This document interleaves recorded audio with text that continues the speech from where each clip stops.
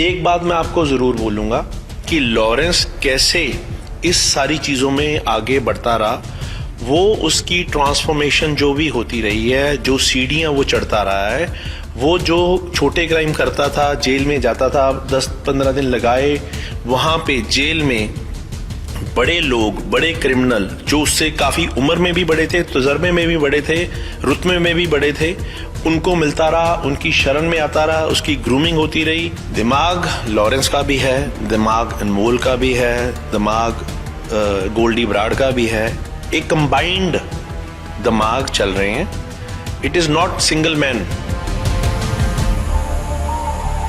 Lawrence Bishnoi और उसके gang का नाम इन दिनों सुर्खियों में है। लॉरेंस बिश्नोई की तुलना दाऊद इब्राहिम से की जाने लगी है। लेकिन ऐसे में सवाल ये उठता है कि छात्र राजनीति के दौरान जुर्म की दुनिया में कदम रखने वाला लॉरेंस बिश्नोई किस तरीके से जुर्म में इतनी सीढ़ियां चढ़ गया कि वो एक बड़ा गैंगस्टर बन गया। हमारे साथ आज वो शख्स मौजूद हैं जिन्होंने लॉरेंस बिश्नोई को सबसे पहले गिरफ्तार किया और ये गैंग किस तरीके से जुर्म की दुनिया में आगे बढ़ता गया उस पर बारीकी से नजर रखी और समय समय पर बाकायदा लॉरेंस बिश्नोई और उसके गैंग के खिलाफ इनकी तरफ से कार्रवाई की गई। हमारे साथ इस वक्त अमनजोत जी मौजूद हैं, पूर्व चंडीगढ़ पुलिस के अधिकारी हैं। इन्होंने लॉरेंस बिश्नोई को सबसे पहले पकड़ा था और एक्सक्लूसिव बात करने के लिए इस वक्त हमारे साथ मौजूद हैं। सबसे पहला सवाल सर आपसे, क्योंकि लॉरेंस बिश्नोई को सबसे पहले आपने ही गिरफ्तार किया, कैसे ये छोटे मोटे अपराध करने वाला लॉरेंस बिश्नोई जुर्म की दुनिया में इतना आगे बढ़ गया कि उसकी तुलना दाऊद इब्राहिम से की जाने लगी? उसकी तुलना दाऊद इब्राहिम से की जा रही है, ये मैं कहूँगा कि सही बात नहीं है। उसने जो क्राइम हमारे चंडीगढ़ में किए या जितने हमारी नॉलेज में आए वो किए, वो दाऊद इब्राहिम के साथ तुलना के काबिल नहीं है। दाऊद इब्राहिम ने तो बम ब्लास्ट किए और निर्दोष लोगों को मारा। मैं ये नहीं कह रहा कि लॉरेंस ने भी निर्दोष लोगों को नहीं मारा या लोगों को नहीं मारा। लोगों को मारना इटसेल्फ इज अ क्राइम और वो इलीगल एक्टिविटी में आता है, लेकिन दाऊद से उसकी तुलना करना गलत है। दाऊद ने देश के खिलाफ बम ब्लास्ट किए, निर्दोष लोगों को मारा, वो उसके साथ तुलना करना बिल्कुल ही वाजिब नहीं है। लेकिन एक बात मैं आपको जरूर बोलूंगा कि लॉरेंस कैसे इस सारी चीजों में आगे बढ़ता रहा, वो उसकी ट्रांसफॉर्मेशन जो भी होती रही है, जो सीढ़ियां वो चढ़ता रहा है, वो जो छोटे क्राइम करता था, जेल में जाता था, 10-15 दिन लगाए वहां पे जेल में, बड़े लोग, बड़े क्रिमिनल जो उससे काफी उम्र में भी बड़े थे, तजुर्बे में भी बड़े थे, रुतबे में भी बड़े थे, उनको मिलता रहा, उनकी शरण में आता रहा, उसकी ग्रूमिंग होती रही। वो आहिस्ता आहिस्ता आहिस्ता कानून को समझ गया, क्राइम को समझ गया, क्राइम वर्ल्ड को समझ गया और वो ऐसे आगे बढ़ता रहा। सर, आपने लॉरेंस को सबसे पहले कौन से साल में गिरफ्तार किया था और क्या उसने अपराध किया था? 2010-11 की बात है। उसने पहला अपराध ये किया था कि उसका बहुत ही करीबी सुप्पू पार्टी का प्रेसिडेंट विक्की मिद्धू खेड़ा एक उदय वड़िंग नाम के लड़के के झगड़े के कारण हमारी कस्टडी में अरेस्ट हुआ था और उसका बदला लेने के कारण उन्होंने उदय वड़िंग सेक्टर 11 चंडीगढ़ में के घर के बाहर खड़े व्हीकल्स को आग लगा दी थी। लॉरेंस बिश्नोई गैंग की अगर हम बात करें तो लॉरेंस बिश्नोई का कौन ऐसा शख्स था जिसने उसे अपराध की दुनिया में आगे तक बढ़ाया और कहीं ना कहीं जो गैंग उसने बनाया उसमें उसकी मदद की? ये एक बंदे का नाम लेना यहाँ वाजिब नहीं होगा, इसके पीछे कई लोगों को हाथ है। इनिशियल स्टेज पे उसको जो क्राइम की दुनिया में आगे बढ़ाने में मदद की वो जसविंदर सिंह रॉकी ने की। बाद में जसविंदर सिंह रॉकी ने कुछ और यूपी के जो नामी गैंगस्टर्स थे उनके साथ जोड़ दिया और वो फिर राजस्थान के कुछ गैंगस्टर्स थे जो जिसकी अब मौत हो चुकी है, आनंद, उसमें आ गए और फिर ये आगे आगे आगे आगे बढ़ता रहा। यानी रॉकी वो शख्स था जिसे कहा जा सकता है कि लॉरेंस बिश्नोई का वो गुरु था और यूपी में एंट्री उसी ने दिलाई। ये बिल्कुल सच बात है कि इनिशियली रॉकी के कहने पे वो चलता रहा, रॉकी के समझाने के हिसाब से चलता रहा, और उसकी एंट्री यूपी में रॉकी ने ही कराई। वो कुछ बाहुबलियों के भी कांटेक्ट में आया था लॉरेंस बिश्नोई, और जिसकी बिल्कुल बिल्कुल वो बाहुबलियों के कांटेक्ट में आया था। खुद बाहुबली है, बाहुबलियों के कांटेक्ट में क्या आना है। जो मसल मैन जो यहाँ काम कर रहे थे, बस इतना ही फर्क था कि जसविंदर सिंह रॉकी भी बाहुबली कह सकते हैं, गुंडे को बाहुबली कहते हैं, और क्या Bahubali, Bahubali is not the right word for them. वो एक गुंडे होते हैं और गुंडा ही है। रॉकी एक गुंडा था, और बाकी जो ये यूपी के हैं ये सब गुंडा ही करते हैं, और अपना नेम फेम के लिए ये जो इनोसेंट लोग हैं अपने ग्रुप में शामिल करके उनको यूज करते हैं। अच्छा सर, अगर बात की जाए लॉरेंस बिश्नोई की, तो पंजाब की जेलों में वो रहा, और जेलों में आज भी वो साबरमती जेल में मौजूद है, लेकिन जेल से ही वो लगातार अपराध कर रहा है। उसके इशारे पर तमाम तरीके की वारदातें हो रही हैं। तो जेल में उसने अपना नेटवर्क कैसे फैलाया, किस तरीके से फैलाया? जेल में जब आप रहते हो, जैसे वो रह रहा है 8 साल से, वो कॉन्टिन्यूसली जेल में ही है, और इस दौरान उसने प्रोडक्शन फ्रंट में ऑलमोस्ट इंडिया की सारी जेलें देख ली हैं। पंजाब की, चंडीगढ़ की, हरियाणा की, दिल्ली की, राजस्थान की, अब वो गुजरात में। तो क्या होता है, जब आप इतने साल एक जेल में रहते हो तो आपके जेल में रोज नए साथी मिलते हैं। कुछ लोग शॉर्ट टर्म के लिए जेल में आते हैं, 5 दिन के लिए, 10 दिन के लिए, 15 दिन के लिए, 4 महीने के लिए। तो वो उनको भी, जैसे आप लोगों को क्यूरियोसिटी है कि लोगों को बताएं कि लॉरेंस बिश्नोई क्या है, तो उन लोगों को भी उसको फिजिकल मिलने की क्यूरियोसिटी होती है। वो मिलते हैं, वो उससे इन्फ्लुएंस हो जाते हैं, उसके रुतबे से इन्फ्लुएंस हो जाते हैं, उसके ऑरा से इन्फ्लुएंस हो जाते हैं। वो फिर अपना कांटेक्ट उनसे बना के रखते हैं। अब 8 साल में करीब करीब 80,000 लोग जेलों में आए गए होंगे। 80,000 में से 8,000 मान के चलिए उसके कांटेक्ट में कभी ना कभी किसी ना किसी तरीके से रहे होंगे, और जो वो 8,000 लोग बाहर गए होंगे तो उनके अलग से अपने कितने कांटेक्ट होंगे। इस तरह उसका नेटवर्क बनता रहा है। अच्छा सर, बात किया जाए इस गैंग की, नए नए युवाओं को ये भर्ती करते हैं, सोशल मीडिया के जरिए प्रोपेगेंडा फैलाया जाता है, और कहीं ना कहीं युवा जो है, जो इनोसेंट है, जो खास तौर पर अभी नाबालिग, कई सारे नाबालिग भी इस गैंग में शामिल हुए, उसके लिए इनकी क्या स्ट्रेटेजी, किस तरीके से ये करते हैं? नाबालिग को अपने गैंग में शामिल करना और उनसे बड़ा अपराध करा देना, ये बहुत ही अच्छी स्ट्रेटेजी मानी जाती है, क्योंकि नाबालिग को आपको जुवेनाइल ट्रीट करना पड़ता है, और आप उसको जेल में नहीं, जुवेनाइल होम में रखोगे, और 3 साल से ज्यादा सजा नहीं दे पाओगे। ये उनको पता है कि इससे कुछ भी करा लो, और जुवेनाइल का इतना जो दिमाग है, बच्चों का दिमाग इतना मैच्योर नहीं होता कि, बट वो इन्फ्लुएंस बहुत जल्दी हो जाते हैं। उनको लगता है कि हम ही हैं जो दुनिया चला रहे हैं और कभी पकड़े नहीं जाएंगे।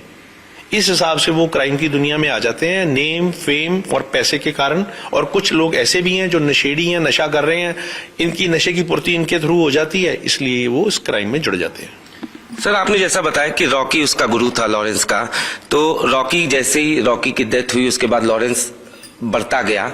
इस वक्त इस गैंग के पीछे, क्योंकि लॉरेंस साबरमती जेल में, हालांकि उसी के इशारे पर वारदातें कराई जाती हैं, लेकिन कौन ऐसा शख्स है जो इस गैंग का, जिसको कहा जा सकता है कि उसके दिमाग से पूरा गैंग चल रहा है? दिमाग लॉरेंस का भी है, दिमाग अनमोल का भी है, दिमाग गोल्डी ब्राड का भी है।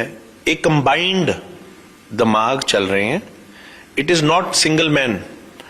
कोई बंदा किस तरह की सलाह दे देता है और वो सलाह कितनी कामयाब रह जाती है, ये डिपेंड करता है। जैसे सिद्धू मूसेवाला मर्डर केस में भी सारी प्लानिंग चाहे लॉरेंस की रही, लेकिन उसको प्योरली एग्जीक्यूशन गोल्डी ब्राड ने किया, क्योंकि उसके पास उस टाइम इतना ज्यादा नहीं था टाइम, और इतना ज्यादा टेलीफोन का कांटेक्ट नहीं था कि वो एक एक बंदे को फोन करे।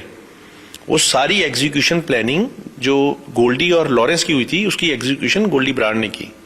यानी गोल्डी और अनमोल, एक नाम और आता है रोहित गोदारा, ये तीनों एक तरीके से कहा जा सकता है कि विदेश में बैठ के इस गैंग को पूरी तरीके से ऑपरेट कर रहे हैं। बिल्कुल बिल्कुल बिल्कुल, ये तीनों इनके मेन अब आदमी हैं और जो बाहर हैं, और उनको कोई खौफ नहीं है, क्योंकि उनको लगता है कि इंडियन पुलिस का शिकंजा वहां तक नहीं पहुंच सकता, और they are safe, living in safe haven.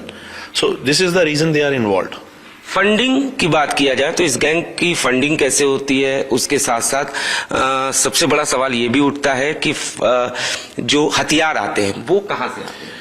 हथियार जो इनिशियल स्टेज पे इनके पास हथियार आ रहे थे, जब ये बुड़ैल जेल में गया तो वहां इसको रंजीत सिंह डुपला नाम का एक क्रिमिनल मिला था, जो कि इलीगल वेपन की स्मगलिंग में ही अरेस्ट किया था हमने और उसको जेल में भेजा था। वो इसके टच में जेल में आ गया और वही वो शख्स था जिसने इसको जसविंदर सिंह रॉकी से मिलाया था। इनिशियल स्टेज पे ये सारे हथियार रंजीत सिंह डुपला से लेते रहे और वो रंजीत सिंह डुपला अब यहाँ से भगौड़ा हो चुका है और यूएसए में पहुंच चुका है। इनिशियली ये वहां से लेते रहे, लेकिन अब जब इनका गैंग इतना बड़ा हो गया है, बहुत ज्यादा वेपन्स की जरूरत पड़ती है।